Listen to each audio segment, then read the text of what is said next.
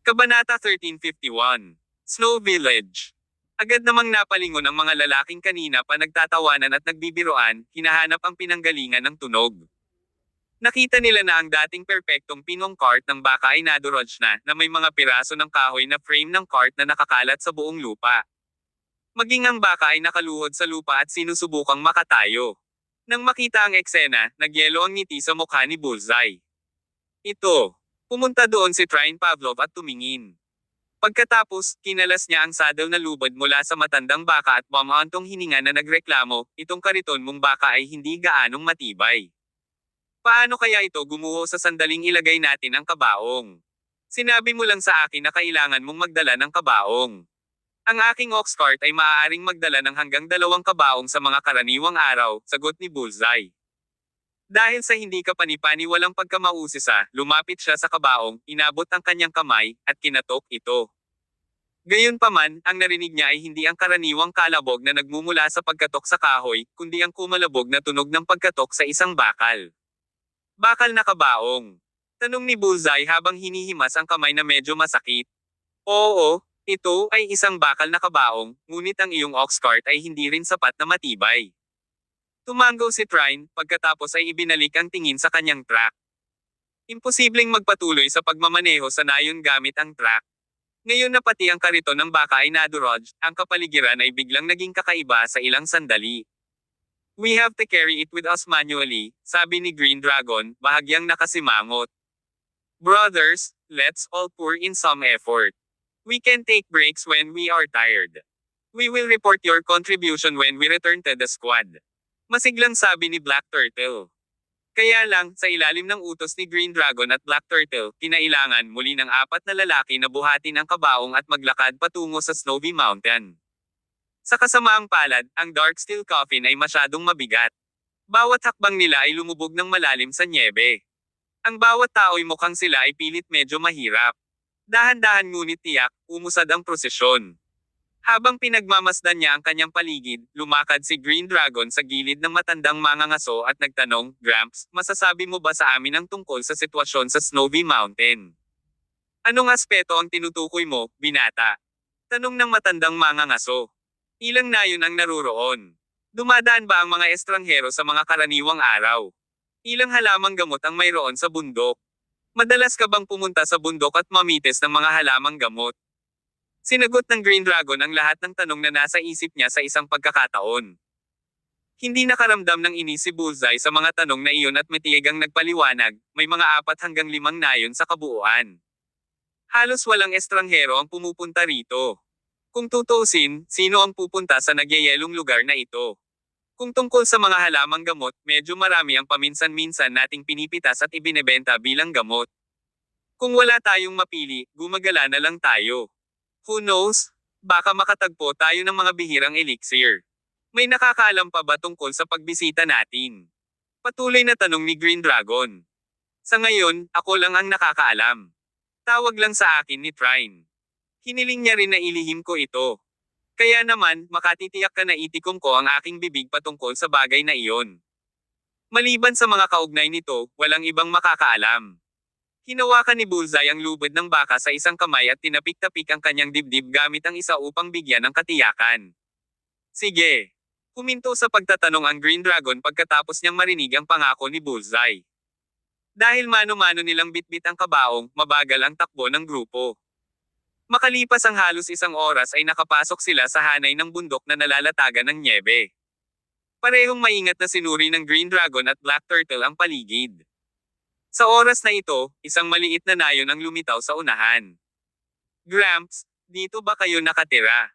Tanong ni Green Dragon. Umiling si Bullseye at nagpaliwanag, ito ay isang nayon sa panlabas na gilid ng mga bundok ng nyebe. Ang aking nayon ay medyo malalim sa loob. Pagkasabi nun, napatingin si Bullseye sa malalakas na lalaki na may dalang kabaong. Kahit na ang bawat isa sa kanila ay mga first class na manlalaban, humihingal pa rin sila sa sandaling ito at mukhang sobrang pilit. Sa tingin ko mas mabuting magpahinga muna tayo, mungkahi niya. Medyo hindi rin komportable sina Green Dragon at Black Turtle na pinagmamasdan ng mga lalaki na bitbit ang kabaong at inutusan silang ilagay ito saglit para magpahinga. Nang maglaon, papalitan ng Green Dragon at Black Turtle ang dalawa sa kanilang mga tauhan at kargahin ang kabaong. Matapos nilang matanggap ang order, maingat na inilapag ng apat na lalaki ang Dark Steel Coffin bago sila bumagsak sa nyebe, humihingal ng husto. Maaari kayong maghintay dito. Pupunta ako sa loob ng nayon para hanapin kayong lahat ng tubig na maiinom, sabi ni Bullseye, na iniabot ang lubid ng saddle ng baka kay Trine at tumakbo patungo sa kalapit na nayon. Tere, chill muna tayo. Makinis na itinali ni Trine ang baka sa malapit na puno. Marahil ang paglalakbay na ito ay hindi magiging kasing dali ng inaakala natin. Kung ito ay madali, kahit sino ay maaaring kumuha ng 60 taong gulang na Snow Lotus na iyon, nakangiting pang-aasar ni Green Dragon. Hindi nagtagal, bumalik ang matandang mangangaso na may dalang balde na puno ng malinis na tubig na may kasamang sandok na kahoy. Karamihan sa mga taong naninirahan dito sa nalalatagan ng nyebe na kabundukan ay simple at tapat, kaya hindi mahirap humanap ng taong handang magbigay sa kanila ng tubig na maiinom. Lahat, halika at uminom ng tubig. Magpapahinga muna tayo saglit bago tayo magpatuloy sa ating paglalakbay.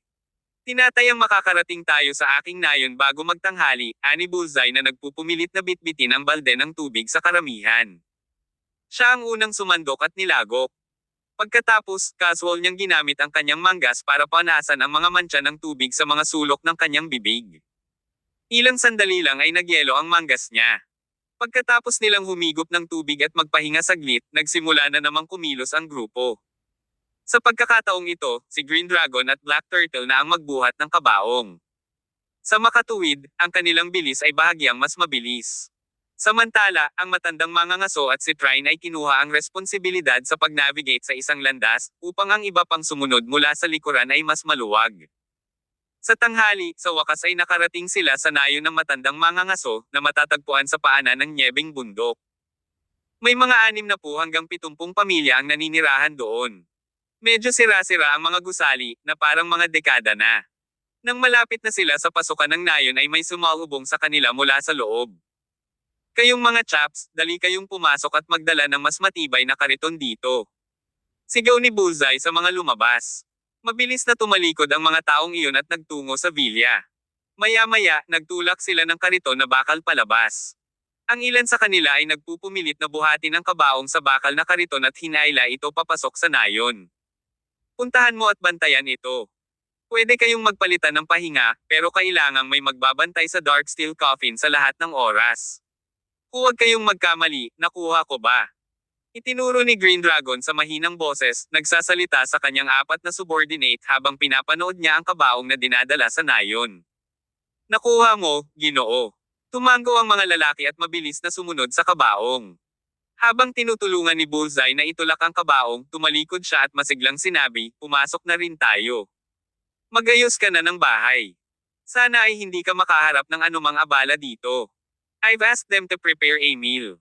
We can rest for a while before lunch. But, I suggest waiting till tomorrow bago tayo umalis para hanapin ang Snow Lotus. Kung lalabas tayo pagkatapos nating kumain, gabi na pagdating natin sa lokasyon ng Snow Lotus na binanggit mo. Isa pa, medyo malakas ang hangin at medyo umuulan ng nyebe. Hindi rin ganoon kaliwanag ang visibility sa gabi, kaya mahirap hanapin ang kinaroroonan ng Snow Lotus. Sorry for all the trouble, Gramps, sagot ni Green Dragon habang sumasaludo. You don't have to be so courteous, we're all friends here. I just hope that you all won't mind our shabby place. Napakamot ng ulo si Bullseye. Halata namang medyo hindi komportable ang matanda sa pagiging magalang ni Green Dragon. Sumunod din si Black Turtle at sinabing, paano namin ito maaayawan? Hindi kami makapagpasalamat sa iyo. That's good, that's good. Pumasok ka dali, magpainit ka sa bahay. I get you some nice tea.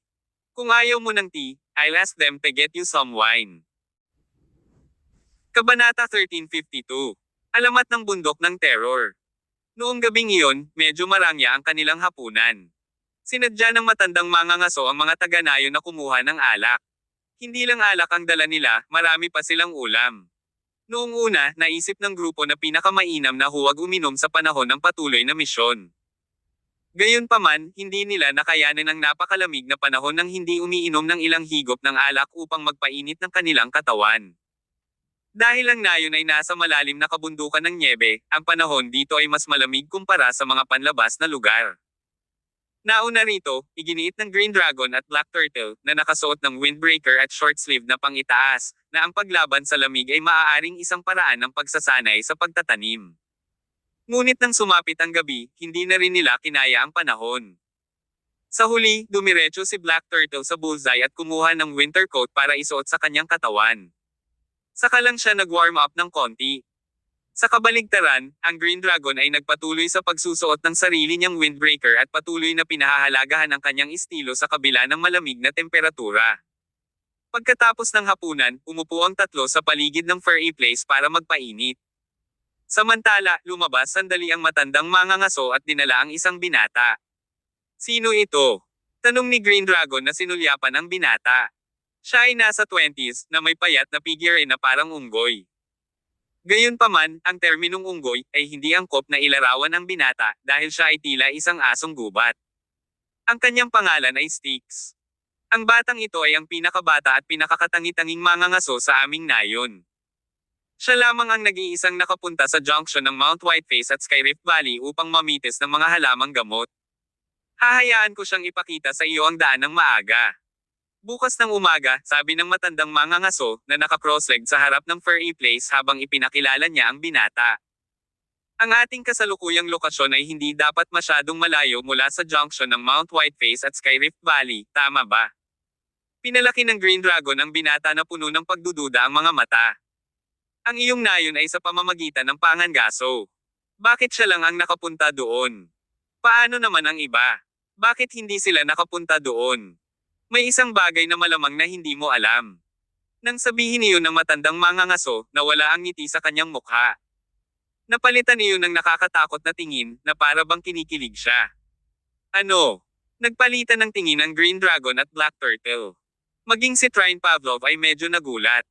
Matagal na niyang kilala ang matandang mangangaso, ngunit hindi pa niya nakitang naging kasing solemn na ito. Nang makita ito, nagkaroon din ng interes si Black Turtle at nagtanong, ano ang nangyayari? Ano ang espesyal sa lugar na iyon? Hindi sumagot si Bullseye bagkus ay bumaling kay Styx na nasa tabi niya. You should come and tell them about it. Kung tutuusin, ikaw lang ang nakapunta doon, pero ilang taon na ang alamat tungkol dito sa lugar natin. Anong klaseng alamat? Ang Skyrift Valley ay ang junction sa pagitan ng Mount Whiteface at ng Mount of Terror. Ayon sa alamat, ang dalawang bundok ay pinagsama-sama ilang daang taon na ang nakalilipas, ngunit ang lambak ay biglang lumitaw sa pagitan nila dahil sa hindi malamang dahilan. Para bang hiniwa ng kutsilyo ang manyeb na bundok sa dalawa, na bumubuo ng Mount Whiteface at Mount of Terror. Ayon sa alamat, ang Skyrift Valley ang naghihiwalay sa lupain ng mga buhay mula sa lupain ng mga patay. Sa makatuwid, ang Mount Whiteface sa gilid na ito ng Skyrift Valley ay pag-aari ng mga buhay, habang ang Mount of Terror sa kabilang panig ay kabilang sa mga patay. Sa pakikinig sa alamat, parehong humagalpak ng tawa ang Green Dragon at Black Turtle. Masyadong kakaiba ang kwento. Ang lupain ng mga patay, anong klaseng malaking biro iyon? May mga multo pa nga ba sa mundong ito? Anyway, hindi naniwala ang Green Dragon at Black Turtle. Sa oras na ito, biglang naging seryoso ang tono ni Styx habang sinabi niyang, hindi kayo dapat tumawa. Nakita ko ito ng sarili kong mga mata. Sa tapat ng Skyrift Valley, may lumitaw na kakaiba sa Mount of Terror. Walang taga-nayon mula sa mga kalapit na nayon ang naglalakas loob na pumunta sa junction na iyon. Nagkamali ako sa pagpunta doon ilang taon na ang nakakaraan. Malinaw kong natatandaan na araw nang pumunta ako doon, ngunit ang langit ay biglang nagdilim. Pagkatapos, nasaksihan ko ang mga taong parang multo na nakasuot ng kakaibang damit at tumatalon-talon sa tapat. Sa puntong ito, mukhang may naalala si Styx na kakilakilabot. Maging ang boses niya ay hamina na. Kakaibang damit, ghost-like. Nakasimangot din si Green Dragon. Sumunod din ang matandang mangangaso at tumango. Tama. Nitong mga nakaraang taon, si Styx lang sa village namin ang nakapunta doon. Pero, ilang dekada daw bago ito, may ibang taga-baryo din ang pumunta doon. Katulad ni Styx, nakita niya yung mga kakaibang pananamit. Kung si Styx lang ang nakasaksi ng ganoon, may posibilidad na nag-hallucinate siya o nagsinungaling. Pero, may mga katulad na chismis bago ito. The truth speaks for itself. Haha, napakahiwaga.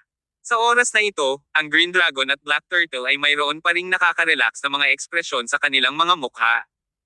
Sa katunayan, bilang mga miyembro ng Dragon Squad, nalantad sila sa maraming kakaibang pangyayari at supernatural na mga pangyayari. Kaya naman, nanatiling kalmado pa rin ang dalawa. Marahil ay masyadong makatotohanan ang kwentong ikinwento ni na Bullseye at Styx, at kasabay ng malamig na hangin na umaalulong sa labas, nakaramdam ng goosebumps ang grupo sa buong katawan.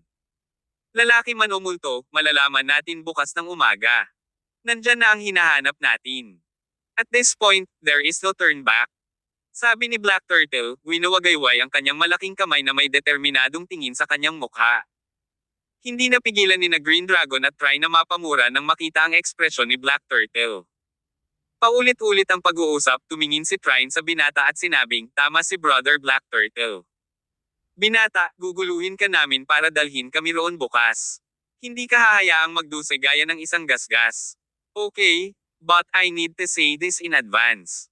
I am only responsible for leading the way. If there is any danger, you guys have to ensure my safety first. Saglit na umiwas si Styx na makipag-eye contact bago siya pumayag. Huwag kang mag-alala, anak. Kapag kasama mo kami, ligtas ka sa anumang panganib. Matingkad na kumikinang ang Green Dragon. Kinuha niya ang alak na pinainit sa furry place at nilagok iyon. Pagkatapos magpalipis ng gabi sa nayon, sabay-sabay na umalis ang grupo pagkaraan ng madaling araw. Naglakad sa unahan si Styx, habang nakasunod sa likod niya si Green Dragon at Black Turtle. Ang apat na nasasakupan ay inatasan pa rin na buhati ng Dark Steel Coffin ni Tyr. Last but not least, naglakad si Trine sa dulo ng prosesyon para takpan ang likod nila. Kaya lang, naglakad silang 8 patungo sa lugar na nakamarka sa mapa. Ang daan patungo sa convergence point sa pagitan ng Mount Whiteface at Skyrift Valley ay mabagsik. Ito ay bahagyang mas mahirap kaysa sa ruta na kanilang tinahak upang makapasok sa bundok noong nakaraang araw. Halos walang kalsada dito. Bawat hakbang nila ay nakaapak sila sa mga bato at malambot na lupa. Ang pinakamaliit na maling hakbang ay magdudulot sa kanila ng pagbagsak. Natisod ang Green Dragon nang tumapak siya sa isang snow pit. Pagkatapos niyang patatagin ang sarili, inikot niya ang kanyang ulo at inutusan ang 4 na nasa likod niya, kailangan kayong mag-ingat. Huwag na huwag ninyong ihulog ang kabaong sa lupa. Kuya, ano ba yang dala nila? Curious na tanong ni Styx, na binalik ang tingin sa kabaong na nababalot ng basahan. Hindi ka dapat magtanong tungkol sa mga bagay na wala kang kinalaman.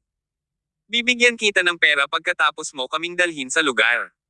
Inilihim mo ang bagay na ito at hindi mo babanggitin ito kahit kanino, o babalik ako sa anumang oras upang kitilin ang iyong buhay. Pinanangkitin siya ni Black Turtle, isang pahiwatig ng misteryo sa kanyang pagbabanta. Bahagyang lumiit ang mga mata ni Styx. Nagmamadali siyang tumango, baka sa mukha niya ang takot. Kabanata 1353. Darkshire at Ostermore. Pagkarinig nito, nagmamadaling nagpaliwanag ang Green Dragon, huwag kang matakot, bata. Mahilig siyang magbiro. Huwag mo lang isa puso. Nag-aalala si Green Dragon na sadyang dadalhin sila ni Styx sa maling lugar kung siya ay magalit. Medyo curious lang ako. I will hold my tongue if you guys don't want to say anything, paniniguro ni Styx. Napalunok ng laway ang binata sa takot. Masasabi niya na ang Black Turtle ay hindi eksaktong taong dapat guluhin. Nagsindi ng tabako ang Green Dragon at hindi na nagsalita pa. Pagkaraan ng 4 o 5 oras, nang halos wala ng lakas ang 4 na nasasakupan, biglang huminto si Styx. Itinuro niya ang maniyabing bundok sa kanyang harapan, na may napakataksil na lupain, at sinabing, mga kapatid, kapag lumakad kayo sa lugar sa ibaba doon, mararating ninyo ang Skyrift Valley. Ang Snow Lotus na binanggit ninyo ay dapat na nasa paligid. Sige, hanapin nyo na. You guys should take a break, sabi ni Green Dragon sa kanyang mga subordinate. Pagkatapos, lumakad siya ng halos 12 hakbang pasulong at maingat na pinagmasdan ang sitwasyon sa harap niya. Mayroon talagang 2 bundok na nababalutan ng nyebe sa unahan. Bagamat ilang dosenang metro lang ang pagitan nila, mukhang nahati sila sa kalahati gamit ang isang kutsilyo, direkta sa gitna. Ang mga bangin sa magkabilang gilid ay napakatindig. Dahil sa hindi nakakakuha ng sikat ng araw sa buong taon, nagkaroon ng makapal na snow sa pagitan ng mga puwang na hindi natutunaw. Ito ang Skyrift Valley. Tanong ni Black Turtle habang naglalakad papunta sa Green Dragon. Tumango ang Green Dragon at sumagot sa mahinang boses, sa hitsura nito, ito dapat. Dapat bigyan mo siya ng pera at hilingin sa kanya na dalhin tayo doon. Kung hindi, mahihirapan tayong hanapin ang tiyak na lokasyon ng ang Snow Lotus sa ating sarili. Papalapit sa Styx, kinuha ni Black Turtle ang isang stack ng $100 na perang papel mula sa kanyang bulsa at iniabot sa kanya. Anak, kunin mo itong pera. Dalhin mo kami doon para hanapin ang Snow Lotus pagkatapos magpahinga sandali. Bibigyan pa kita ng pera kapag nahanap na natin. Napailing si Styx. I'm not taking you guys there. So, I don't want this money. Mukhang hindi ito tama. May ilang pagkakaiba dito at sa mapa. Hindi mo kami pinangungunahan sa maling landas, di ba? Tanong ni Trine na naglalakad mula sa likuran dala ang mapa. Itinuro niya ang junction sa pagitan ng Mount Whiteface at Skyrift Valley, pagkatapos ay inangat ang kanyang ulo at tiningnan ang paligid. Tila naramdaman ni Trine na may hindi tama. Hindi ko kayo pinangunahan sa maling paraan. Bahagyang kumunat ang noo ni Styx at pinandilatan si Trine. Anong problema? Tanong ni Green Dragon, nagmamadaling bumalik nang marinig ang kanilang usapan. Itinuro ang mapa, ipinaliwanag ni Trine, tingnan mo, kapatid na Green Dragon. Malinaw na hindi ito kung saan tayo dapat naruroon. Tingnan ang distansya mula sa nayon hanggang sa junction sa pagitan ng Mount Whiteface at Skyrift Valley sa mapa. Isipin mo ang landas na tinahak natin. Malaki ang pagkakaiba. Base sa bilis natin, mas mabilis tayo ng kalahating oras. Napakunot ang noo ni Green Dragon pagkatapos masulyapan ang mapa. Nasaan ang satellite map? Eto na. Kinuha ni Trine ang isang tabletang kasing laki ng palad mula sa kanyang backpack, at tinapik ito ng ilang beses para hilahin ang isang bird's eye view map ng junction sa pagitan ng Mount Whiteface at Skyrift Valley. Styx, ang lugar na dinala mo sa amin ay malaki ang pagkakaiba sa mapa. Kinuha namin ang mapa na ito gamit ang isang satellite. Hindi ito katulad ng dito, sabi ni Green Dragon habang naglalakad papunta sa Styx at ipinakita sa kanya ang screen. Ipinaliwanag ni Styx, mga kuya, umuulan ng nyebe sa buong taon sa bundok na ito, at ang nyebe ay magdudulot ng pagbabago sa lupain. Normal ang pagkakaiba. And this is the place I came to previously. This area is massive. Noon, I don't dare to scurry around. So, it's not surprising that there are some deviations. Totoo yan. Tumango si Green Dragon at ang iba pa, pakiramdam na walang mali sa paliwanag ni Styx. Dinala kita dito ayon sa napagkasunduan. Ang Snow Lotus ay nasa malapit na lugar. Maaari mo itong hanapin sa iyong sarili. Hindi ako nangahas na pumasok doon sa kalooban ko, at hindi ako sapat na lakas ng loob na ituro sa iyo ang daan. Kaya, gagawin ko na bumalik na. Hindi tumingin si Styx sa tableta. Sa halip, isinilid niya sa sarili niyang bulsa ang perang ibinigay sa kanya ni Black Turtle at tumakbo pabalik pagkatapos magpaalam sa kanila. Dahil sa maraming taon niyang karanasan sa pagtawid sa mga bundok na nalalatagan ng nyebe, naging mabilis ang mga yapot ng binata. Wala pang ilang minuto na wala siya sa paningin ng lahat. May problema sa batang iyan. Hulihin mo siya at tanungin siya tungkol dito. Sabi ni Black Turtle, na parang may mali. Nang igalaw ni Black Turtle ang kanyang mga daliri at susubukan na niyang abutin si Styx, binawi ni Green Dragon ang kanyang braso at pinayuhan, kalimutan mo na ito. Baka nasa unahan lang ang junction. Kahapon, binanggit ng matandang mangangaso na mayroong mga supernatural na nilalang sa loob at sa paligid. Matapos pikalmayan ang kanyang kapantay, ibinalik ni Green Dragon ang tablet kay Trine at idinagdag, tingnan natin. Gaano ba tayo kalayo sa junction? Mga kalahating oras o higit pa. Mga 5 kilometro iyon, pagtatapos ni Trine pagkatapos ay swipe ang screen ng ilang beses. Huwag kang magdadaldal. Bilisan mo. Kung mas maaga nating makuha ang Snow Lotus, mas maaga nating matutupad ang utos ng Panginoon. Hinailan ng Green Dragon ang kanyang windbreaker at itinaas ang kanyang mga paa para sumulong. Sa kawalan ng Styx na manguna, ang karamihan ay nagsagawa ng bawat hakbang ng mas maingat. Naglabas pa si Trine ng military drone mula sa kanyang backpack. Minamaniobra niya ito sa hangin at sinuri ang sitwasyon sa hinaharap. Sabay-sabay na tumakbo si Styx sa abot ng kanyang makakaya patungo sa kanyang nayon. Gayunpaman, nang siya ay halos 2 o 3 kilometro ang layo, 2 lalaking nakaitim ang biglang sumulpot sa kanyang harapan at pinigilan siya sa kanyang paglalakad. Ang isa sa kanila ay nakasuot ng itim na natatakpan ang bawat parte ng kanyang katawan na tanging pares ng malalalim na mata ang nakalantad. Samantalang ang isa naman ay isang matipunong lalaki na may hawak na gintong mace sa kanyang kamay. Nagbigay siya ng masigla at malakas na vibe na naging sanhi ng panginginig ng mga tao sa takot. Kung nandito si Tyr Summers, siguradong magugulat siya kapag nakita niya ang dalawa. Dahil sila ay walang iba kundi ang kanyang sinumpaang kaaway, si Dark Shira, at ang numero unong powerhouse ng dating pamilyang Moore, ang Southern Emperor, si Oster Moore. Ang huling beses na nakilala ni Tyr ang duo ay noong sinubukan ng maharlikang pamilya ng Jade na mailuklok bilang isang imperial na pamilya. Noon, ang dalawang iyon ay nagpakita bilang mga imperial na emisaryo ng Creeds of Mainland. So, unexpected na pupunta sila dito ng ganitong oras. Pagkakita sa kanilang dalawa, dali-daling huminto si Styx at lumuhad sa lupa kasabay ng pagkatok. Mga sir, nagawa mo na ba ang trabahong iniutos sa iyo? Tanong ni Darkshire na nakatingin sa nakaluhod na Styx.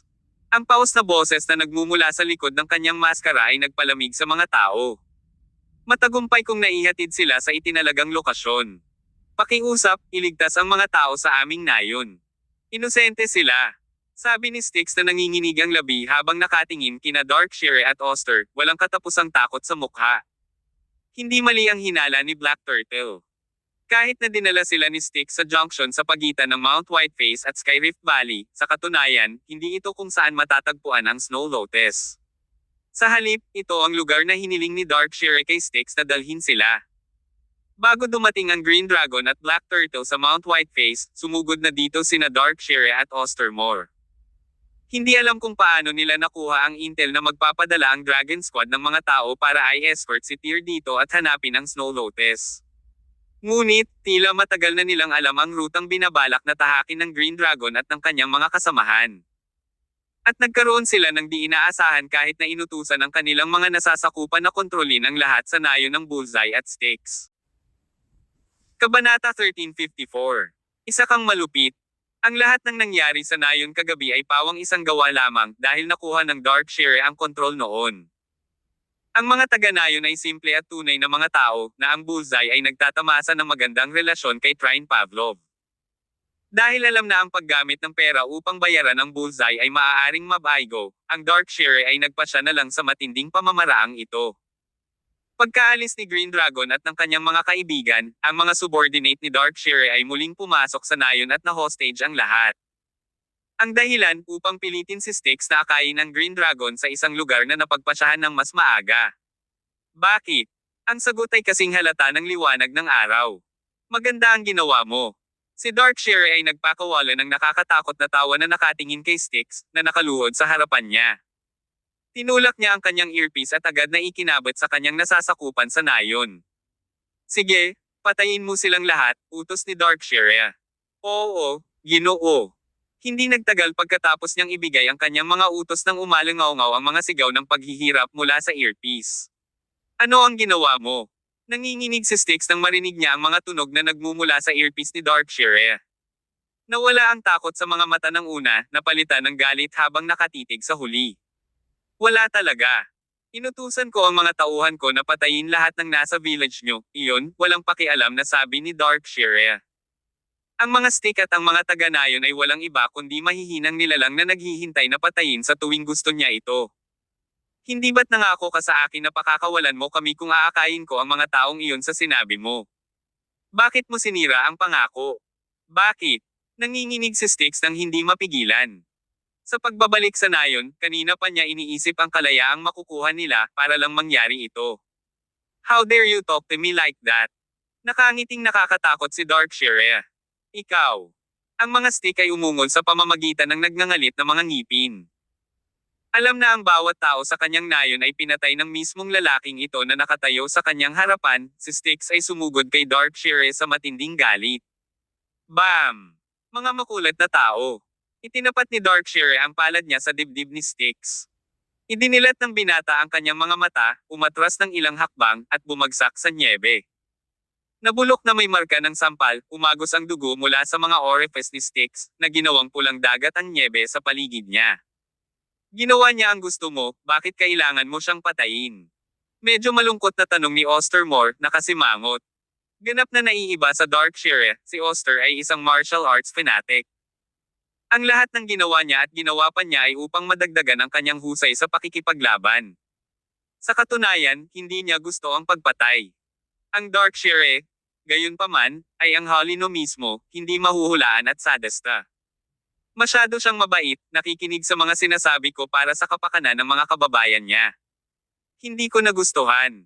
At gusto kong iligtas ang buhay niya, pero malakas ang loob niya na salakayin ako, na hindi ko rin gusto. Ang mundo ay mapupuno ng dugo at patayan. Ang kabaitan at katapangan ay walang silbi. Dagdag pa, ginagawa ko ito upang takpan ang aking mga landas, sabi ni Darkshire, na nakatingin sa kailaliman ng mga bundok na may masamang tingin. Gagawin niya ang lahat upang makamit ang kanyang mga layunin. Paano kung kailangan niyang patayin ang isang buong nayon? Malupit ka. Tinitigan ni Oster si Darkshire at umiling. Walang kwenta sa atin ang Snow Lotus. Alam mo naman ang kalagayan ni Tear Summers ngayon, hindi sulit ang gulo sa pagpunta dito. Kailan mo balak isagawa ang misyon na ipinagkatiwala sa atin ng hepe? Well, nagsimula na, hindi ba?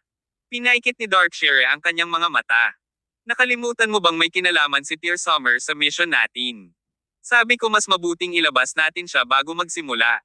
Lumingon si Darkshire kay Oster at nagpatuloy sa paos na boses, isipin mo kung gaano kalaki ang pinagbago ni Tear. Siya ang ating kaaway, at nagiging mas malakas. Kung hindi natin sasamantalahin ang pagkakataong ito para patayin siya, kaya ba natin para hintayin siyang gumaling? Nakatingin sa mga naninyebeng bundok, hindi maiwasan ni Oster na makaramdam ng lamig sa kanyang katawan. With our powers combined, we could have done it way earlier, no? Since that day in Northern Rafinesque, palihim na namin siyang sinusundan. Napakaraming pagkakataon para patayin siya, bakit ngayon pa? Tanong ni Oster. Hehe, ngayon ganyan ka magpa-interes. Muling nagpakawala ng nakakatakot na tawa si Darkshire habang iniunat niya ang kanyang mga braso. Tingnan mo, hindi pa siya patay, ngunit nakahiga siya sa isang kabaong. Hindi mo ba naisip na ito ay maganda kung ito ang kanyang huling pahingahan? May problema ka dito, sabi ni Oster sabay turo sa kanyang ulo. Nagpa siya siyang huwag makipag-away kay Darkshire. Kung hindi dahil sa utos ng hepe, mas gugustuhin niyang layuan ang malupit na ito. Naglabas si Try ng drone mula sa kanyang bag. Sa ganitong manyeb na kapaligiran, ang paggalugad sa landscape gamit ang isang drone ay mas madali. Ginabayan ng drone, ang Green Dragon at ang iba pa ay nagsundalo. Sa pamamagitan ng screen ng controller, napagmasdan ni Try ng isang tanawin na katulad ng nakita niya sa mapa. Mabilis siyang lumapit sa Green Dragon at Black Turtle sa kanyang natuklasan. Dito nagtatagpo ang mga bundok sa Skyrift Valley. Tama ang batang yon. Tumigil ka nga sa daydreaming. Hintayin na lang natin na dalhin ang kabaong doon at magiging maayos na ang lahat. Wala pang 2 kilometro ang layo natin, Green Dragon remarked. Nang makita ang kanilang mga subordinate na humihingal, pinalitan ni na Green Dragon at Black Turtle ang dalawa sa mga lalaking may dalang kabaong. Ang mga pagod na tagasunod ay nagmamadaling nagpaabot ng kanilang pasasalamat, salamat, mga sir. Ang Green Dragon, Black Turtle, at ang 4 na lalaki ay nagsalita ng kabaong sa kanilang paglalakbay dito. Kumpara sa iba, ang Green Dragon at Black Turtle ay mas mahusay sa pisikal na komposisyon at hindi masyadong naabala sa pisikal na pagsusumikap. Iba ang kwento ng 4 na lalaki. Bagaman, sa pangunguna ng drone, ang grupo ay naglakad ng mas mabilis. Wala pang kalahating oras bago makarating sa gilid. Dahil sa bulubunduking lupain, ang snow ay mas makapal dito, at ang ilang mga spot na naprotektahan mula sa araw ay naging yelo pa nga. Nag-aatubili, kinailangan ni Try na ibalik ang drone sa kalangitan para maghanap ng mas magandang paraan pasulong. Kabanata 1355. Snow Lotus. Kahit na kaya nilang ay navigate ang mahirap na lupain, hindi magawa ng 4 na lalaki sa likod nila dahil bitbit nila ang dark steel coffin. Isang maling hakbang at maaaring makawala si Tear sa bangin. Ano ito? Nagmura kaagad si Trine Pavlov habang nasa hangin ang drone. Anong meron? Tanong ni Green Dragon na nakakunot ang noo. Bilis, tingnan mo ito. Hindi ba ito ang Snow Lotus na hinahanap natin? Tumingin si Trine sa screen na dilat ang mata na manonyebra ang drone patungo sa Snow Lotus gamit ang kanyang kabilang kamay. Sa screen, kitang-kita ang nakausli na platform na may lumalagong purple na Snow Lotus. Kahit na nagsimulang mag-snow at may malakas na hangin na umiihip, ang Snow Lotus ay nanatiling walang bitik at malinis. Ito ay lila. Malakas na nagtaka si Green Dragon. Dagdag pa ni Black Turtle, kakaiba ang hitsura ng Snow Lotus, hindi ba dapat puti ang kulay? Wala pa akong narinig na purple. Marahil ito ang pagkakaiba sa pagitan ng isang regular at isang bihirang Snow Lotus. Ipinasa ni Trine ang drone controller sa Green Dragon. Please wait here. I'll go and retrieve it since you're unfamiliar with the conditions here in the mountains. With that, we'll have finished our mission. Kinuha ng Green Dragon ang control at sinabing, mag-ingat, isipin ang iyong hakbang. Ma'am. Tumango si Trine at naglakad patungo sa kinaroroonan ng Snow Lotus. Mabilis siyang kumilos, parang snow leopard na nagnanavigate sa snow. Sa mabilis na pagtapak ng kanyang mga paa, tumalon siya sa bangin at nagsimulang umakyat. Inabot siya ng wala pang 2 minuto upang masukat ang taas na 10 metro. Ilang sandali na lang ang layo niya mula sa pag-abot sa Snow Lotus. Gayunpaman, sa pagpigil sa kanilang mga puwersa at pagtatago sa isang tolda na hindi masyadong malayo, sina Ostermore at Darkshire ay nakatuon ang kanilang atensyon sa Green Dragon at sa kanyang mga tauhan. Today shall be the day Tear Summers dies, ha ha ha. Oster, what do you think of me giving Tear? With respect to our friendship, this spot as his final resting place.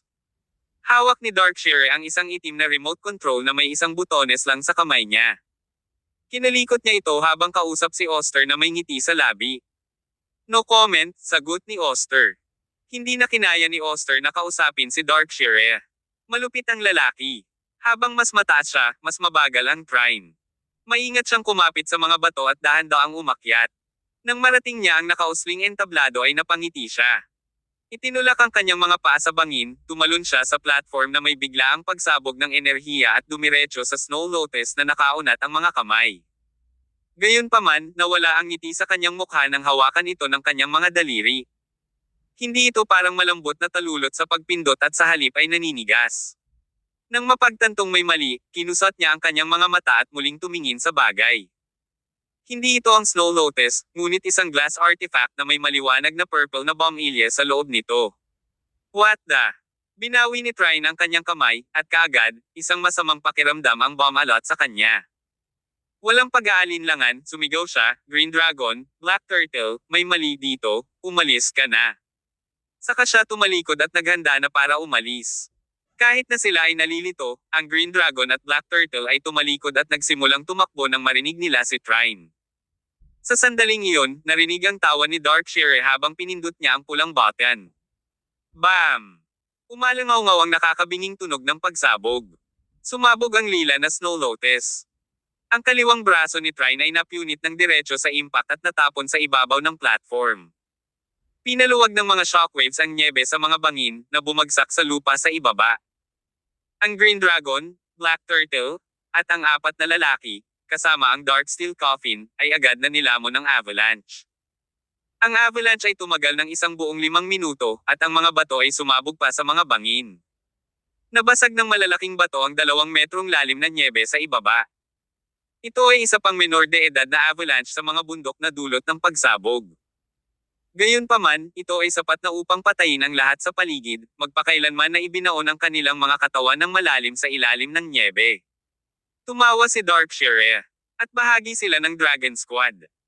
Hindi ba sinabi ng mga alingaw-ngaw na ang mga taong ito ay mga kinatawan ng mga autoridad sa sinaunang martial arts world, na nagpapanatili ng kapayapaan at katatagan sa mga paksayon?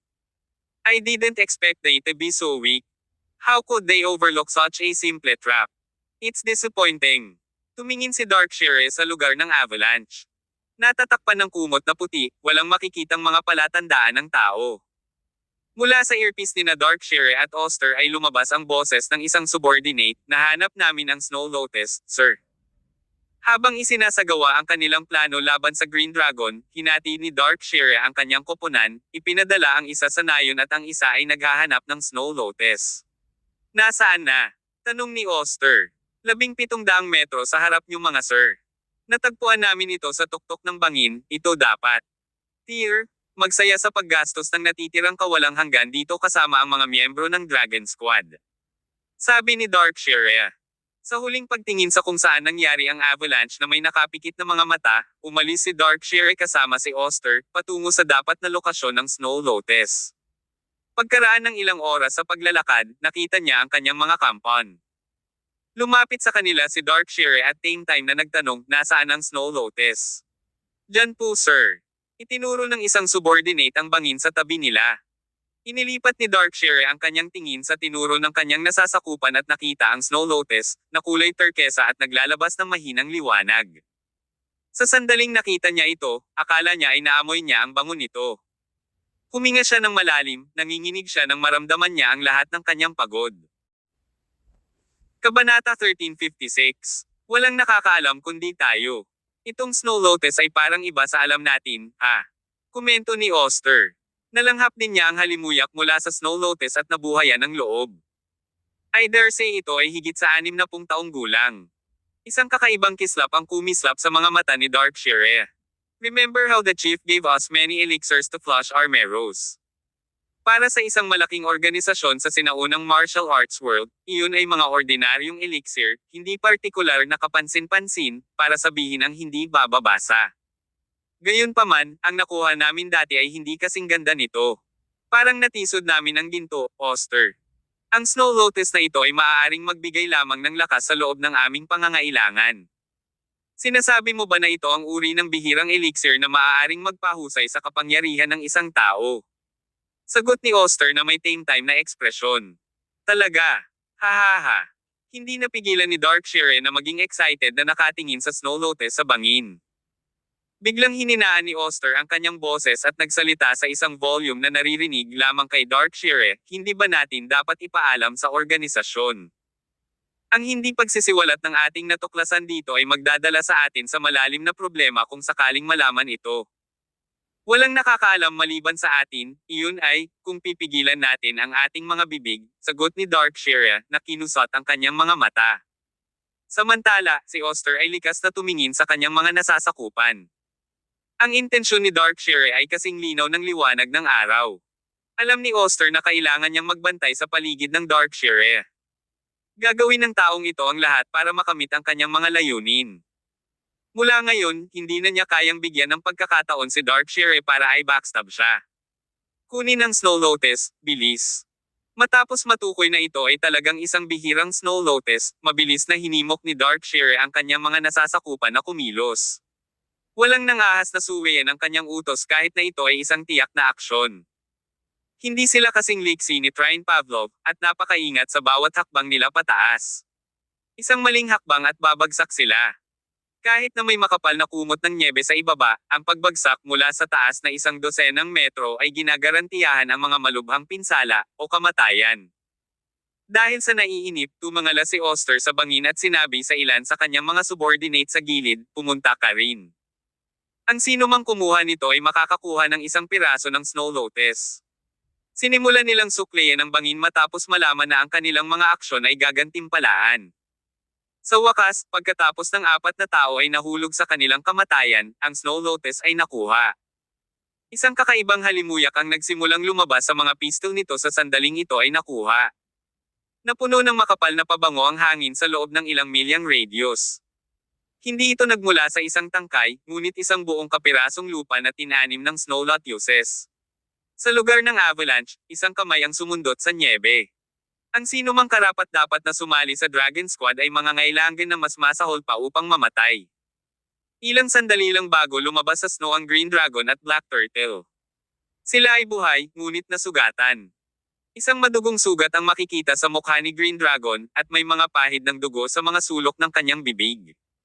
Nataman siya ng nahulog na bato sa mismong gulugod. Kung hindi dahil sa pambihirang pisikal na lakas niya ay lalabas na siya na bali ang gulugod. Ang Black Turtle ay mas malala, na may maraming sugat sa magkabilang braso, at ang pinakamalalim na hiwa ay nagpapakita ng mga buto sa ilalim. Ang gulo! Ibinagsak ni Black Turtle ang kanyang kamao sa lupang nababalutan ng nyebe. Ayos na ba ang mga braso mo? Pinunit ng Green Dragon ang isang piraso ng tela at binalot ng mahigpit ang kanyang mga sugat, na pinipigilan ang mga ito sa mas maraming pagdurugo at impeksyon. I'm okay. It's only some minor cuts, I'll leave.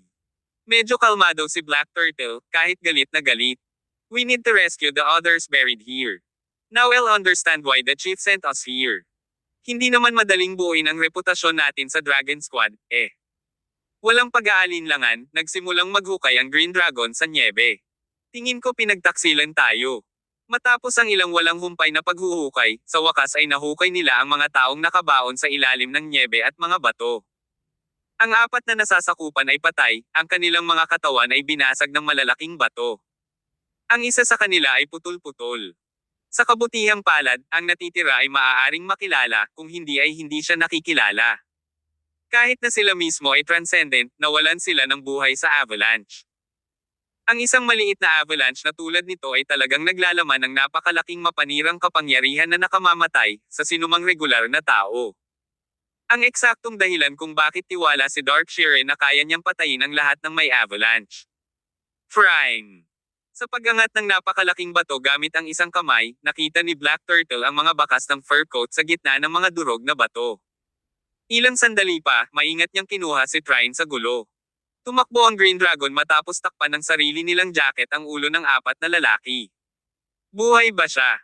Ang kanyang paghinga ay mahina, ngunit siya ay buhay, sabi ni Black Turtle pagkatapos ng isang mabilis na pagsusuri. Hanggat nabubuhay siya, nakahinga ng maluwag ang Green Dragon. Nawalan siya ng braso pero nakuha ni Black Turtle si Trine mula sa mga guho.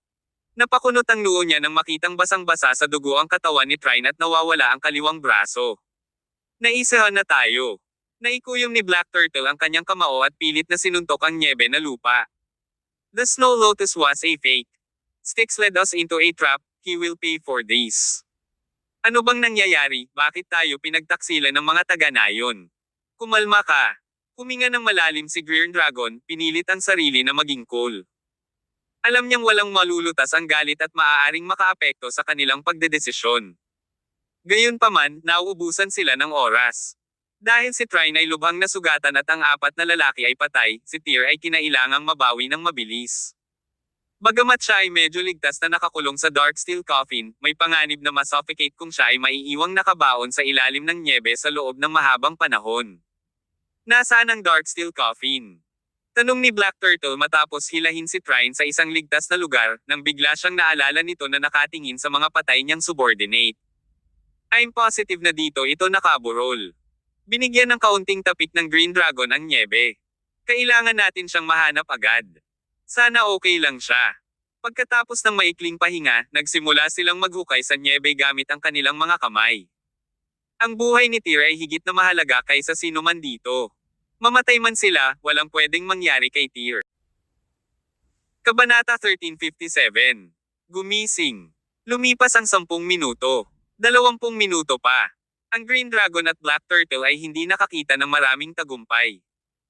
Ang snow mula sa avalanche ay may sukat na 2 metro ang kapal at nahulog sa isang lugar na hindi bababa sa ilang daang metro ang lapad.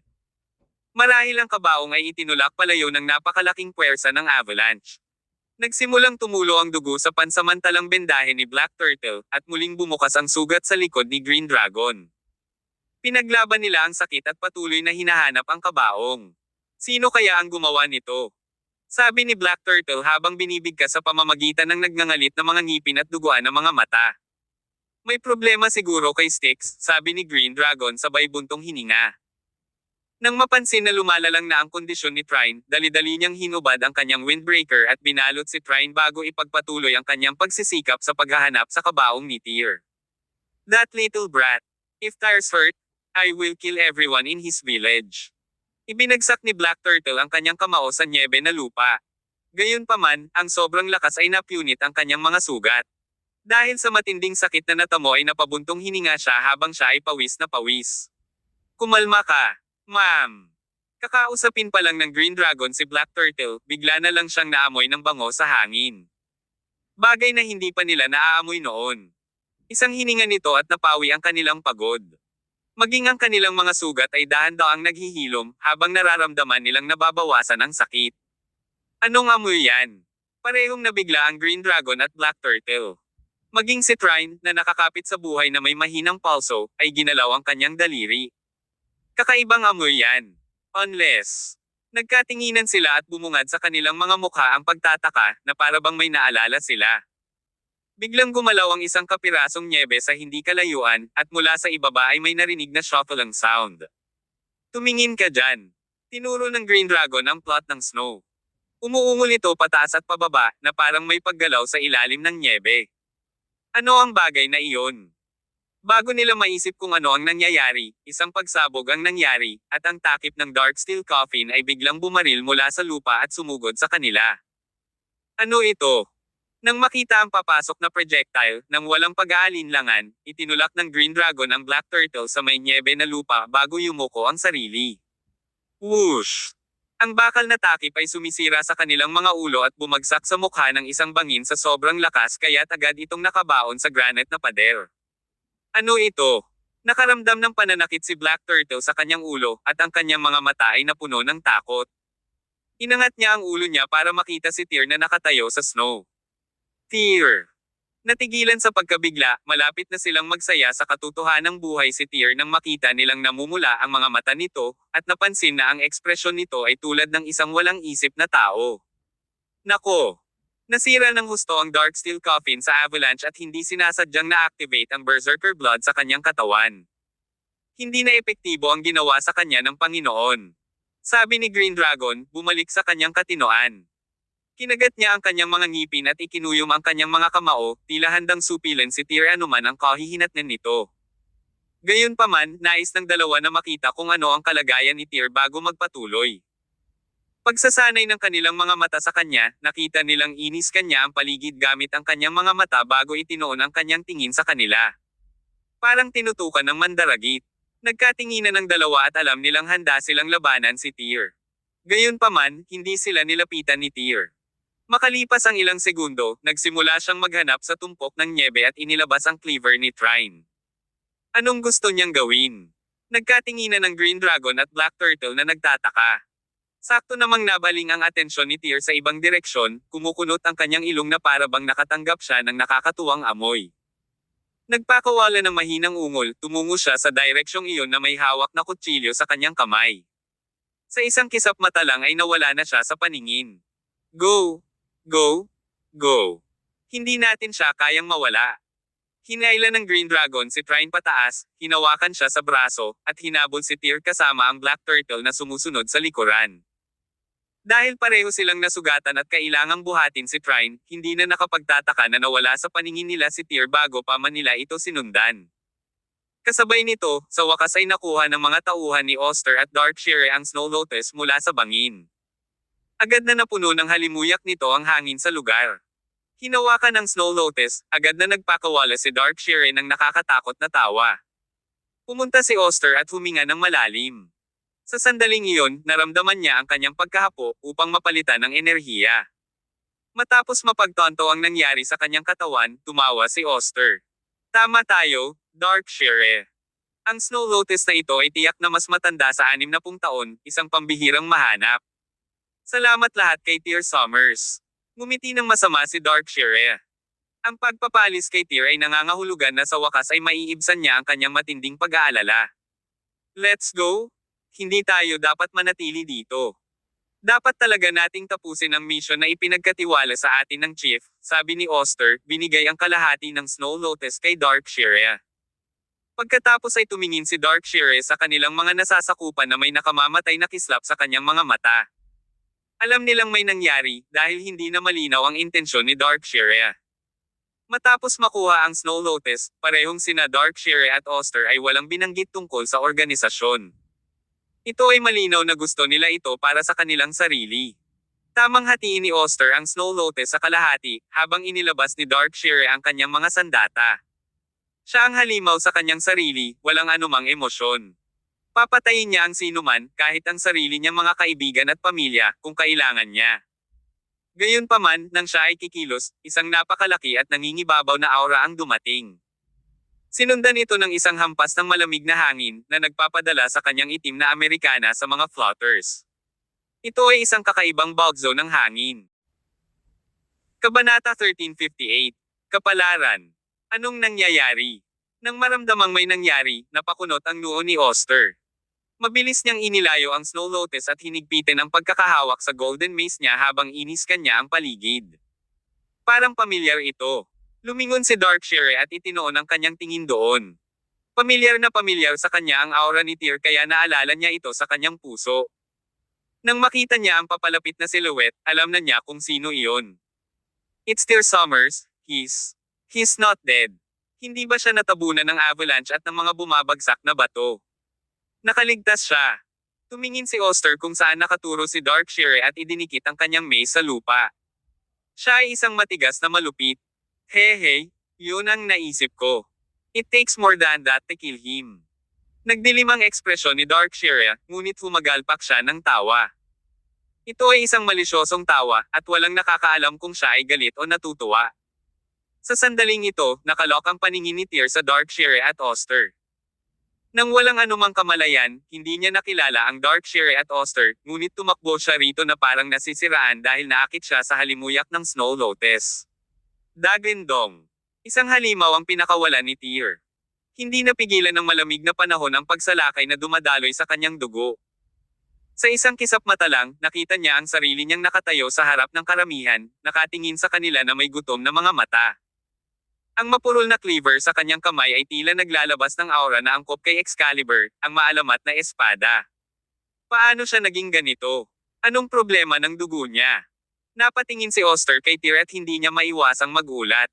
Sa kanilang mga nakaraang pagtatagpo sa timog, si Tyr ay naging higit na kalmado kumpara sa kanyang kasalukuyang pagkamalupit.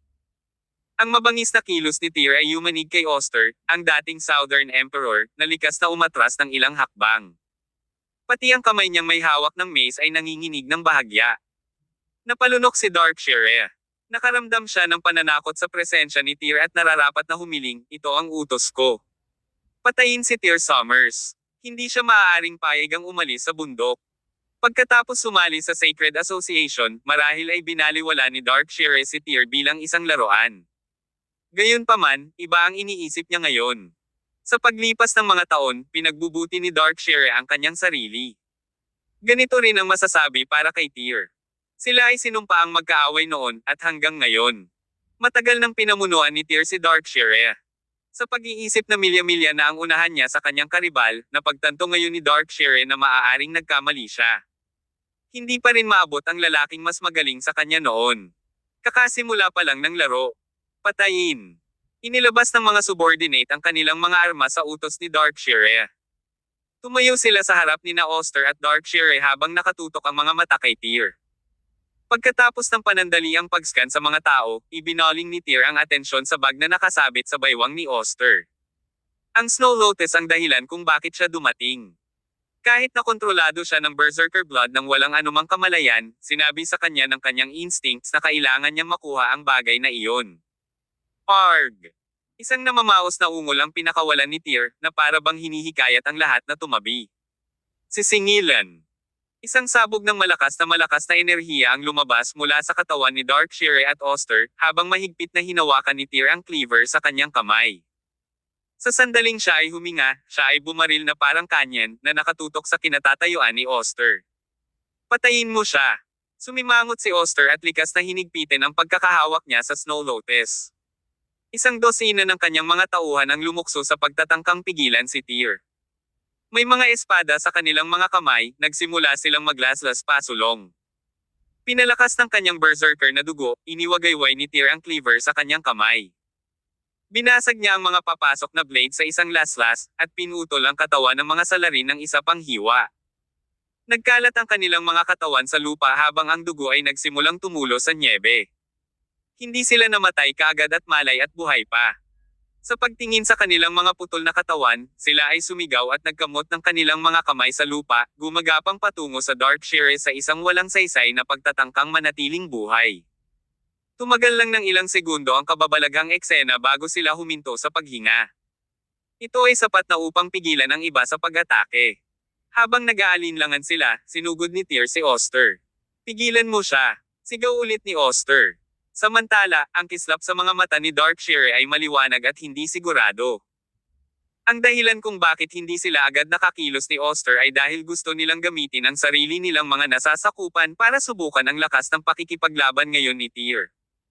Ang mga katotohanan ay nagsabi sa kanila na ang lakas ng pakikipaglaban ni Tyr ay lumampas na sa kanilang inaasahan. Hinigpitin ni Darkshire ang kanyang hawak na itim na share blade, handang hampasin anumang oras. Ang natitirang mga subordinate ay nagmamadaling sumugod kay Tyr. Habang ang ilang mas malalakas ay maaaring tumagal ng isa o dalawa laban kay Tyr, ang iba ay nahackdown ng cleaver bago pa man sila makarating sa kanya. Masyadong malakas si Tyr. Ang mga mata ni Oster ay puno ng pagtataka at pagtataka. Sa huling pagkikita nila, akala niya ay maganda sila kahit nasa kapangyarihan. Gayunpaman, sa pagtingin sa kasalukuyang estado ni Tyr, si Oster ay hindi katugma para sa kanya. Siguradong matatalo siya at baka mamatay pa sa labanan. Hindi nagtagal, namatay ang lahat ng tauhan ni Oster at Darkshire sa cleaver sa kamay ni Tyr. Ang talo ay naging mapurol mula sa lahat ng paghak at paglaslas, ngunit hindi ito nakahadlang sa pag-aalsa ni Tyr. Ang nalalatagan ng nyebe na lupa ay kinulayan ng kulay pula ng dugo, habang ang mga pinutol na mga paa at bahagi ng katawan ay malinaw na nakikitang nakakalat sa paligid, na ginagawang, medyo literal, libingan. Patayin mo siya. Itinaas ni Darkshire ang share blade at sumugod patungo sa Tyr na parang hangin. Si Oster, na nakatayo sa kanyang tabi, ay sumunod sa likuran, na sumusugod sa labanan. Mabilis silang nasangkot sa isang matinding labanan. Nagkaroon ng maraming masamang dugo sa pagitan ng trio, at ang dalawang lalaki ay itinuturing na pinakamalaking kaaway at pinakamalakas na kalaban ni Tyr. Lahat ay muling pinagtagpo sa pamamagitan ng kapalaran sa sandaling ito. Kabanata 1359. Umalis. Nang lumaban si Tyr laban sa Darkshire sa Goddess Mountain, mahirap na napagtagumpayan ang tagumpay ni Tyr. At sa kabila ng hindi pagharap ni Ostermore kay Tyr nang makipaglaban ang huli kay Sachin Taylor sa Timog, ang pagkakaiba ng lakas sa pagitan ng dalawa ay hindi makabuluhan. Ayon sa katwiran, siguradong malaki ang tsansa ng dalawang makapangyarihang eksperto na manalo laban kay Tyr. Ngunit sa katotohanan, ang isang galit na Tyr ay isang mamamatay tao na Diyos. Parang halos pumapasok ang kanyang lakas sa realm of transformation. Siya lang ang masayang nakikipaglaban kay Darkshire at Oster. Hindi nagtagal, ang cleaver na nasa kamay ni Tyr ay tumama sa balikat ni Darkshire. Mabuti na lang at matagal nang nakabaluktot ang talam. Kung ang armor dagger ni Tyr, baka naputol na nito ang balikat ni Darkshire. Gayunpaman, pinalipad ni Tyr si Darkshire sa kanyang pag-atake. At sa sandaling iyon, ginamit ni Oster ang kanyang ginintoang mace para salakayin si Tyr mula sa likuran, para lamang lumiko siya at lumihis sa bilis ng kasakiman. Hindi alam kung saan ginawa ang golden mace ni Oster, ngunit solid ito. Naputol ang cleaver ni Tyr sa isang segundo. Gayunpaman, ang napakalaking puwersa ay nagpa-atres sa aktibong umaataking si Oster ng ilang hakbang. Kahit kay Tyr, nasira ang sandata, hindi siya umatras. Sa halip ay humakbang siya pasulong at sinuntok ng malakas ang dibdib ni Oster. Napatalon si Oster sa hangin habang nagluwa ng subo ng dugo. Sa sandaling iyon, siya at si Darkshire ay nagsimulang magkaroon ng pagdududa tungkol sa buhay. Nang makitang napaka-agresibo ni Tyr, hindi na nagdalawang isip si Oster. Hinubad niya ang kanyang backpack at itinapon iyon. Ang Snow Lotus ay nakaimpake sa loob nito. Pinagpustahan niya na nandito si Tyr para sa Snow Lotus at hindi para sa kanila. Kaya naman, titigil na si Tyr sa panggugulo sa sandaling itapon niya ito. Matapos itapon ang backpack, nagmamadaling ibinaling ni Oster ang kanyang ulo patungo kay Darkshire at nagmamadaling nagsalita, "Wala akong makitang paraan para harapin si Tyr Summers ngayon. Kung hindi tayo aalis ngayon, baka mamatay tayo dito. Bawiin mo," sabi ni Darkshire na nagngangalit ang mga ngipin. Kahit na medyo nag-aatubili siya, wala siyang magagawa sa puntong ito. Alam niyang ito na ang perpektong pagkakataon para tapusin si Tyr. Sino ang nakakaalam kung gaano kakilakilabot ang kanilang karibal kung makaligtaan nila ang binatang ito? Pero, alam din niyang imposibleng magkatapat sila ni Oster kay Tyr ngayon. Mas mainam na ilabas si Tyr dito, dahil ang susunod nilang misyon ay may kinalaman din sa mga may koneksyon sa kanya. Gayunpaman, ang kanilang mga kakayahan ay hindi naabot ng kanilang mga kagustuhan. Kung gusto nilang matagumpay na makumplito ang misyon ng organisasyon, kailangan nilang humanap ng paraan para maakit si Tyr. Ang lalaking ito ay lalong nakakatakot. Daggendong. Mula sa likuran nila, muling nanggagaling ang galit na boses ni Tyr na nangangatol ang anit. Bawiin. Hindi na nag-isip pa si Oster at nagmamadaling inalis ang snowboard sa kanyang likuran at nagsimulang masiglang magparagos pasulong. "We'll meet again soon enough, Tyr Summers. Hihihi. Si Darkshire, gayon din, ay hindi nag-atubili, agad na kumuha ng snowboard at umalis kasama si Oster. Mabilis na kumilos ang dalawa at bumagsak ng 100 metro sa snow sa isang kisap mata. Hindi sila sinundan ni Tyr, bagkus ay sinulyapan ang backpack na itinapon ni Oster. Itinapon ng Cleaver sa kanyang kamay, lumakad siya ng dahan-dahan, kinuha ang Snow Lotus sa backpack, at ikinulong ito sa kanyang kamay. Tyr. Kuya Tyr. Sa wakas ay sumugod sina Green Dragon at Black Turtle kasama si Trine Pavlov. Lahat sila ay nag-aalala para kay Tyr nang dumating sila upang makita ang malagim na kalagayan ng mga bangkay sa lupa. Inis ka ng Green Dragon ang lugar at napansin si Tyr na nakatayo sa di kalayuan mula sa kanila na may hawak na turquoise Snow Lotus sa kanyang kamay. Ayan. Yan ang totoong Snow Lotus. Lumiwanag ang mga mata ni Green Dragon at Black Turtle nang makita ang Snow Lotus sa mga kamay ni Tyr. Nagmamadali silang lumapit sa kanya. Nakuha mo na ang Snow Lotus, Tyr. Bilasan mo at kunin mo, nagmamadaling sabi ni Green Dragon. Sinong mag-aasam na hindi agad kukunin ni Tyr ang Snow Lotus? Sa halip ay dahan-dahan niyang ibinaba ito bago ibinaling ang tingin sa kanila na may mga mata na puno ng layuning pumatay. Anong nangyayari? Tanong ni Green Dragon sa mahinang boses, tumindig ang mga balahibo niya sa titig ni Tyr. Napalunok si Black Turtle. I don't know. But something seems off. Parang kontrolado pa rin siya ng Berserker blood. Sa tingin mo ba masusupol natin siyang dalawa? Ano sa tingin mo? Kahit ang Mad King, Dalton Alroy at Andraste Cheever ay walang laban sa kanya. Seryoso ka ba? Nakaramdam si Black Turtle ng lamig sa kanyang gulugod. Namumula ang mga mata ni Tyr sa sandaling iyon. Para bang isang mabangis na hayop ang nakatingin sa dalawa at naghahanda sa pag-atake anumang oras. Maingat na inihiga ng Green Dragon si Trine sa lupa at bumulong, ano? Ngayon, nakakatakot ang aura niya. Hahanap ako ng paraan para makontrol siya. Ipasok mo ang Snow Lotus sa kanyang bibig, sabi ni Black Turtle, na nagkaroon na ng paninindigan sa labanan. Bagamat alam nilang hindi sila tugma, wala silang ibang mga opsyon na magagamit. Sige. Matigas na tumango si Green Dragon. Ngunit hindi nagtagal, naramdaman niyang parang hindi tama ang sitwasyon. Black Turtle. Kasama ni Tyr ang Snow Lotus. Hindi ko rin makukuha. Gawin mo na lang. Dagendong. Habang sila ay nag-uusap, ang nasisiraan na si Tyr ay nagmamadaling pumunta. Habang ang kanyang bilis at lakas ay nalampasan ang mga limitasyon ng katawan ng tao, maging ang nyebe sa paligid niya ay napukaw dahil sa kanyang kapangyarihan. Nagpatuloy si Tyr sa pag-abante sa snow, habang ang Green Dragon at Black Turtle ay parehong naghahanda para sa labanan habang pinagmamasdan siya sa pamamagitan ng snowy fog. Handa silang lumaban. Itinapon ni Tyr ang isang kamao sa tabing ng hamog. Bang! Dahil sa sobrang bilis, hindi man lang nakaiwas ang Green Dragon at likas na harangin ito ng kanyang mga palad. Sa sandali ng paglapat ng kamao at palad, naramdaman ng Green Dragon ang matinding puwersa na agad na tumama sa kanya sa buong katawan mula sa kanyang mga kamay. Ang puwersa ay nagpalipad sa kanya pabalik. Flop! Ang Green Dragon ay dumaong sa nyebe halos 10 metro ang layo, at hindi huminto hanggang sa matamaan niya ang puno ng isang lantang puno. Lumuwa siya ng isang bibig ng dugo. Kanina, nataman siya sa likod ng nahulog na bato sa panahon ng avalanche. At ngayon ay dumanas siya ng napakabigat na suntok. Tila pagod na pagod, napahigi siya sa lupa ng matagal na hindi bumabangon.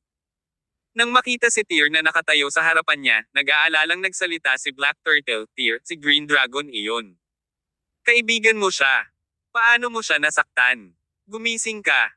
Gayunpaman, hindi narinig ni Tyr ang kanyang mga salita. Whoosh! Isang malakas na hangin ang humhampas habang si Tyr ay umaakyat kay Black Turtle na may mabibigat na hakbang. Tyr! Nagulat si Black Turtle. Pinagmasdan niya ang unti-unting paglaki ng kamao ni Tyr sa kanyang harapan, hanggang sa itinaas niya ang kanyang mga braso bilang depensa. Bang! Isa pang Kabanata 1360. Ang mahiwagang babaeng nakaputi. Walang awang hinampas ng kamao ni Tyr ang braso ni Black Turtle. Arg! Sumipsip ng malamig na hangin si Black Turtle. Ang lugar na tinamaan ni Tyr ay ang mismong sugat kung saan siya natama ng mga labi sa panahon ng avalanche.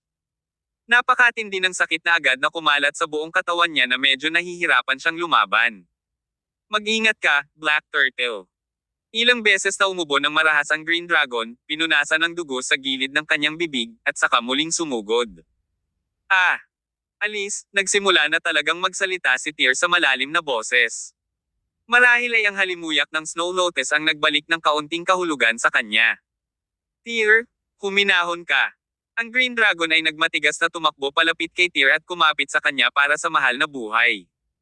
Patuloy ang pagkakabangga ng kamao ni Tyr sa likod niya. Ang umiiral na mga pinsala sa likod ng Green Dragon ay naging mas malala. Pakiramdam niya ay unti-unti na siyang nawawala ng malay. Nang makita ito, sumugod si Black Turtle patungo sa Snow Lotus. Hanggat pinasok niya iyon sa bibig ni Tyr habang nakahawak si Green Dragon sa kanya, maaari nilang ibalik ang sitwasyon. Ngunit sa sandaling gumalaw ang Black Turtle, ang Snow Lotus ay biglang nabalot ng isang misteryosong masiglang enerhiya at biglang lumipad patungo sa direksyon ng Skyrift Valley. Itinapon ni Black Turtle ang sarili sa snow. Sa oras na itinaas niya ang kanyang ulo, ang Snow Lotus ay nasa 10 metro na sa himpapawid. Saglit na natarante si Black Turtle. Anong klaseng sitwasyon ito? Posible bang ang Snow Lotus ay naging isang espiritu? Ang Green Dragon, na nakahawak kay Tyr, ay natarante rin. Anong nangyayari? Wala nang lakas ang Green Dragon na kumapit kay Tyr. Nang mapansin ng huli na biglang hinihila ng hindi nakikitang puwersa ang mga Snow Lotus, diretsyong naglabas ng galit sa lalaking nakahawak sa kanya. Itinaas ni Tyr ang Green Dragon sa itaas ng kanyang ulo. Sa kanyang paanan ay isang matalas na bato. Kung siya ay itatapon ng ganoong puwersa, ang balakang ni Green Dragon ay mapupunta ng husto dito. Kalimutan ng isang pinsala, tiyak na siya ay paralisado. Ang kanyang lumbar spine ay walang alinlangan na mabali sa marahas na pagkahulog. Ang mga talukap ng mata ni Green Dragon ay pumikit sa puntong iyon. Alam niyang hindi siya kalaban ni Tyr, at wala na siyang lakas para lumaban. Nang makita ang mga kilos ni Tyr, nanlaki ang mga mata ni Black Turtle habang mariing sumigaw, Tyr. Habang naghahanda na si Tyr na ibaba ang Green Dragon, umalangaw-ngaw ang tunog ng isang malambing na plote sa buong lambak at larangan ng nyebe. Tumigil sa paggalaw si Tyr nang lumuwag ang mga kamay niya. Nahulog ang Green Dragon, na hawak niya. Bang! Buti na lang may matatalas na mata at maliksi na kamay si Black Turtle. Sa huling pagsabog ng kanyang lakas, sumugod siya at pilit na itinulak ang Green Dragon sa nyebe, nang malapit na siyang mahulog sa matutulis na mga bato. Ayos ka lang ba, kuya? I'm fine. Walang magawang sagot ni Green Dragon habang nakangiti ng pilit. Dumura siya ng isang subo ng dugo habang nakadapa siya sa nyebe. Naririnig mo ba yon? Matapos iligtas ang Green Dragon, lumingalinga si Black Turtle. Halatang narinig din niya ang tunog ng plauta. Ito ay isang plota. Paano magkakaroon ng isang plote na napakalalim sa isang nyebe na bundok? Nagtaas din ng ulo si Green Dragon. Hindi nagtagal ay natuklasan niya na sa hindi kalayuan, sa ibabaw ng Mount Whiteface sa gilid na ito ng Skyrift Valley, ay ang direksyon kung saan dumating ang tunog ng plota. Doon, malabong makikita ang isang babaeng nakasuot ng puting damit na nakaupo, bahagyang kumikinang na parang diwata. Ano yun? Nagmamadaling tanong ni Black Turtle matapos masaksihan ang tanawin. Hindi ko alam. Kumunat ang noo ni Green Dragon. Dahil naakit sa tunog ng plota, tuloy-tuloy na humakbang si Tyr patungo sa tuktok ng bundok. Marahil, ang nakaakit sa kanya ay hindi ang tunog ng plota, ngunit ang Snow Lotus na nababalot ng mahiwagang kapangyarihan at lumipad palayo. O marahil ito ay ang silhouette ng babaeng nakaputi. Walang magawa si Green Dragon at Black Turtle habang naglalakad si Tyr patungo sa Skyrift Valley. Pagkatapos, namutla sila sa susunod na segundo. Naalala mo ba yung sinabi sa amin ni Styx tungkol sa bundok sa kabilang side ng Skyrift Valley?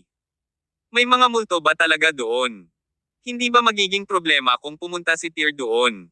Hinihintay mo pa ba? Nagnganga ang mga ngipin ni Black Turtle at bumangon habang nakadikip ang mga kamay sa lupa. Lalong lumala ang sugat sa braso niya. Lumuwag na ang strip ng tela na kanina pa nakabalot dito.